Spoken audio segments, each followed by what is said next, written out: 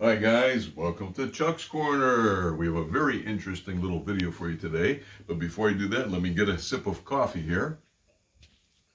Great way to start off the morning. Sherry really does make the best coffee on the planet. I see we have books behind us, an eerie kind of a bookcase type of a thing, like a library. The term today that we're going to use, the name of the video, is Murder He Wrote.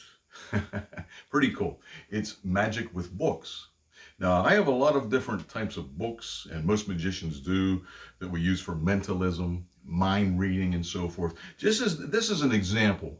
I just touched on it, so I have many, many more. But these are some of the better ones. What I have is a few little plastic cups, and these can be examined and so forth. We're going to lay these right here for now. And here's a really cool book called The Babadook. I actually saw the movie, and it was a really, really cool movie. I guess it came out maybe 6-7 years ago. These years are going so fast, it's kind of hard to remember. But anyway, we're going to stack these up in a pyramid formation, just like this. You have to have the hands of a surgeon to actually accomplish this. Okay, just like that. We'll get rid of the other ones, and I'm going to push this forward so you can see it. Now, what I have to do is concentrate on the cups. It's mind over matter. With my mind, it doesn't matter. Watch. Oh, yes, indeed. Wow. Some pretty spooky stuff today on Chuck's Corner, I'll tell you. Oh, my goodness. The other thing I'd like to show you, I'm a magic collector.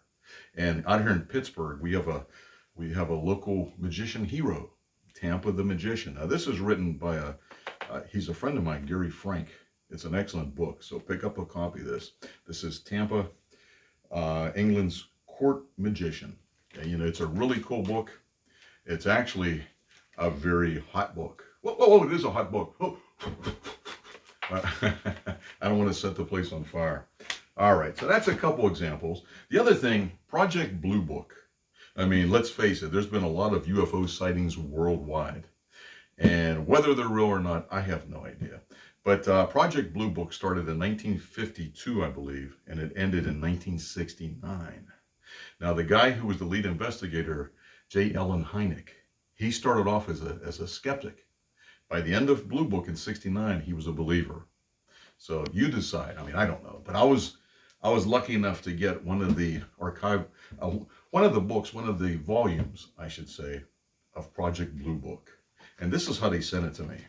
So you couldn't really read anything, all right? And me being a magician, I figured I got to make this a little bit readable. So look at this. And I secretly read Project Blue Book, part of it. But then, just to take the heat off, I figured I'd make everything disappear. All right. So that's an example of something that you can actually put together by using a common book, which if you are a magician out there, you know what I'm talking about. The Magic Coloring Book. So it's pretty cool. Here's a book that doesn't do a trick, but it's really cool. 1932. It's called Crooks by Julian Proskauer. It's a really cool book. He's debunking a lot of psychic activity. Okay, there was a lot, back in those days particularly, there was a lot of scams going on. And I mean, he goes into detail about some of the coolest things. I mean, you would not believe the shameless things that were going on. And there are several drawings in here as well. It's an excellent, excellent book.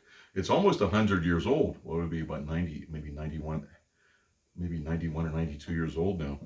I would recommend getting a copy of this. It's excellent. Julian Proskauer, Crooks.